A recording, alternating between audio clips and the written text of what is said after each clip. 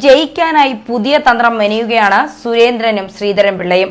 ആദ്യം പത്തനംതിട്ടയിലെ സ്ഥാനാർത്ഥി പിള്ളയച്ചനാണ് എന്ന തരത്തിൽ വാർത്തകൾ വന്നുവെങ്കിലും പിന്നീട് ഏറെ സമ്മർദ്ദങ്ങൾക്കൊടുവിൽ കേന്ദ്ര നേതൃത്വം കെ സുരേന്ദ്രനെ സ്ഥാനാർത്ഥിയാക്കി പ്രഖ്യാപിച്ചു.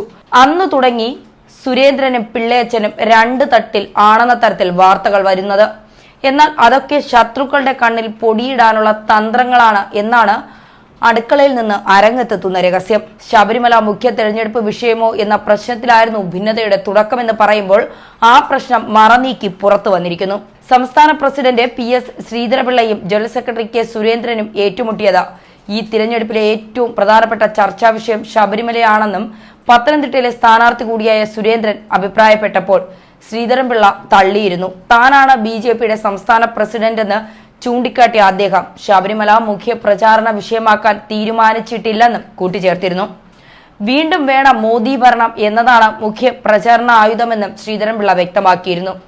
ഇത് വിവാദമായപ്പോൾ ശബരിമല ചർച്ചാ വിഷയമാകില്ലെന്ന് ഒരിടത്തും താൻ പറഞ്ഞിട്ടില്ലെന്ന് ശ്രീധരൻപിള്ള വാർത്താക്കുറിപ്പിറക്കി. ശബരിമലയിലെ വിശ്വാസികൾക്ക് നേരെ നടന്ന അതിക്രമങ്ങളും വേട്ടയാടലും ക്ഷേത്ര വിശ്വാസത്തെ തകർക്കാനുള്ള ശ്രമങ്ങളും പ്രചാരണ വിഷയമാക്കാൻ പാർട്ടിക്കും സ്ഥാനാർത്ഥിക്കും അവകാശമുണ്ടെന്നും പറയുന്നു. ഓരോ മണ്ഡലങ്ങളിലെയും പ്രാദേശിക മുഖ്യ വിഷയങ്ങൾ തീർച്ചപ്പെടുത്തുന്നത് തിരഞ്ഞെടുപ്പ് സമിതിയാണ്. പത്തനംതിട്ട മണ്ഡലത്തിൽ നിയമാനുസരണം പ്രചരണം നടത്തുവാൻ NDA സ്ഥാനാർത്ഥിക്കും പ്രവർത്തകർക്കും പൂർണ്ണ സ്വാതന്ത്ര്യമുണ്ട്. മുഖ്യ പ്രചാരണ വിഷയം ചോദിച്ചപ്പോൾ മോദി ഭരണത്തിന്റെ നേട്ടങ്ങൾ പരമാവധി പ്രചരിപ്പിക്കാൻ ശ്രമിക്കുന്നുവെന്ന് പറഞ്ഞത് അടർത്തിയെടുത്ത് ഉപയോഗിക്കുകയാണെന്നും ശ്രീധരൻപിള്ള അവകാശപ്പെട്ടു. എന്തായാലും തിരഞ്ഞെടുപ്പ് അടുക്കുമ്പോൾ മുൻപൊന്നുമില്ലാത്ത ആവേശമാണ് ഇത്തവണ BJPക്ക്. കാരണം കോൺഗ്രസിന്റെ സ്ഥാനാർത്ഥി പട്ടിക വടകരയും വയനാട്ടിലും ഇതുവരെ പ്രഖ്യാപിച്ചിട്ടില്ല. CPM ആണെങ്കിൽ ഒരു തണുത്ത നിലപാട് സ്വീകരിക്കുന്നു. അപ്പോൾ സ്വാഭാവികമായും ഇപ്പോൾ ആവേശത്തിൽ നിൽക്കുന്നത് BJP തന്നെയാണ്. കാരണം ശബരിമലയിൽ വിശ്വാസികൾക്ക് ഒപ്പം നിന്നു എന്ന ഒറ്റ കാരണം മുറുകെ പിടിച്ചാണ് അവർ തിരഞ്ഞെടുപ്പ് പ്രചരണം തന്നെ ആരംഭിക്കുന്നത്. അത് മുഖ്യ വിഷയമാക്കണ്ട എന്ന് പറയുമ്പോഴും കറുത്ത തുണിയും താടിയും അയ്യപ്പ ഭക്തന്റെ അതേ രൂപത്തിൽ തന്നെയാണ് സുരേന്ദ്രൻ പത്തനംതിട്ടയിൽ വോട്ട് ചോദിച്ച് എത്തുന്നതെന്നത് മറ്റൊരു പ്രത്യേകതയും.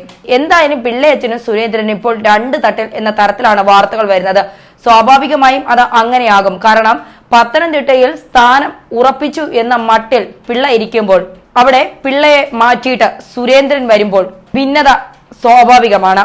എങ്കിലും ഇപ്പോൾ ഒറ്റക്കെട്ടായി നിൽക്കേണ്ട സമയത്ത് ഇങ്ങനെ ഭിന്നത ശത്രുക്കൾക്ക് നേട്ടമാക്കി കൊടുക്കരുത് എന്ന് അണികളും പറയുന്നു. ന്യൂസ് ഡെസ്ക് മലയാളി വാർത്ത.